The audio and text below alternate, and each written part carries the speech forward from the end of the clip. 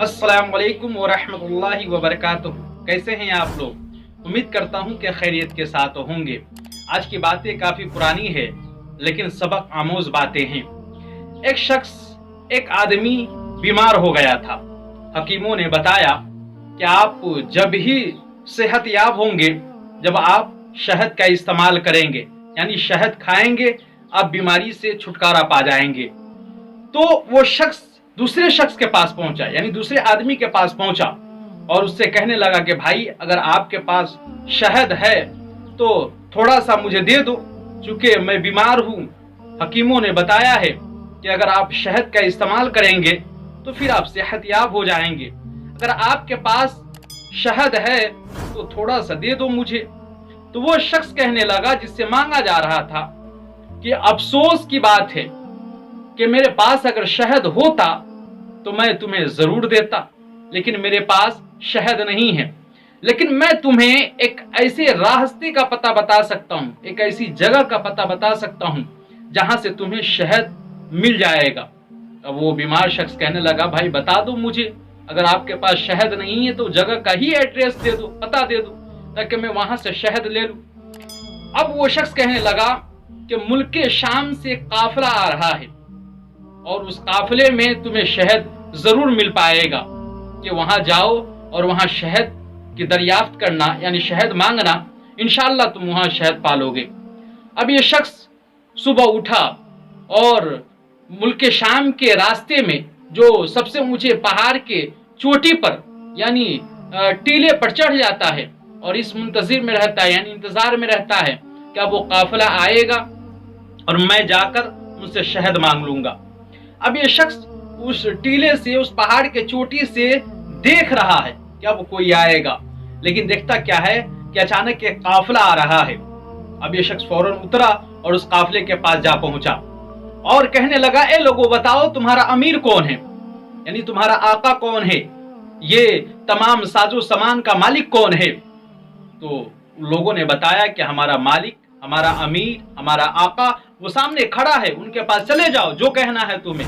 अभी बीमार शख्स उस अमीर के पास पहुंचा और कहने लगा कि अमीर साहब, मुझे थोड़ी सी शहद चाहिए, अगर आप दे देते तो आपकी मेहरबानी होती।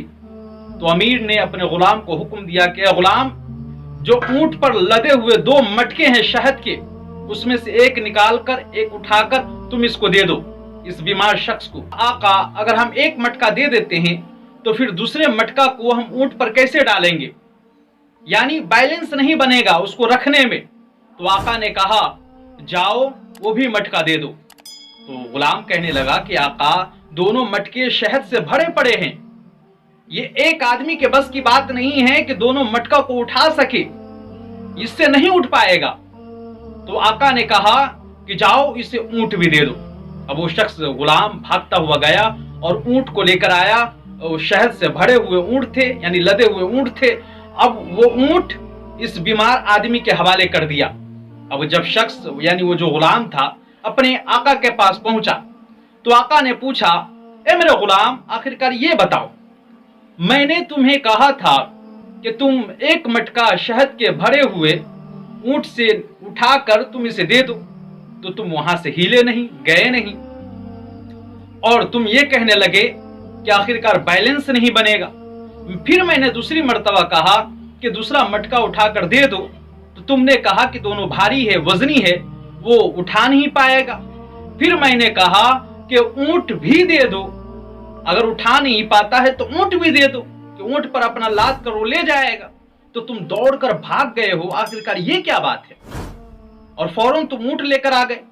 तो वो गुलाम कहने लगा, आका, अगर मैं यहां रुका रहता, अगर ठहरा रहता, तो आप ये भी कह देते कि तुम भी चले जाओ उस बीमार के साथ, तुम भी चले जाओ उस आदमी के साथ, इसलिए मैं भागकर चला गया। तो आका कहने लगे, ये तो तुम्हारे लिए अच्छी बात है, ये खुशी की बात है कि तुम तो आजाद हो जाते, तुम छुटकारा पा जाते गुलामी से।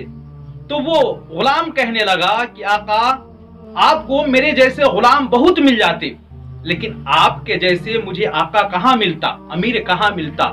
सुभान अल्लाह, माशा अल्लाह। आप जानते हैं कि वो आका, वो अमीर कौन थे? वो आका, वो अमीर सहाबा इकराम थे। यानी नबी करीम सल्लल्लाहु अलैहि वसल्लम के प्यारे सहाबा यानी तीसरे खलीफा हजरत उस्मान गनी रदी अल्लाह ताला अन्हु थे, जो सखावत के बेमिसाल थे, दरिया दिली थे।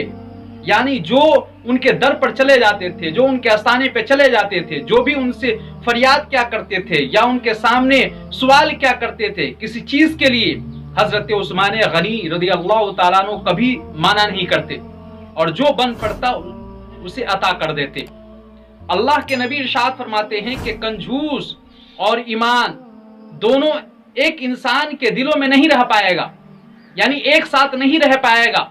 अगर इंसान कंजूस है तो फिर वो ईमान वाला नहीं है, अगर ईमान वाला है तो फिर वो कंजूस नहीं है।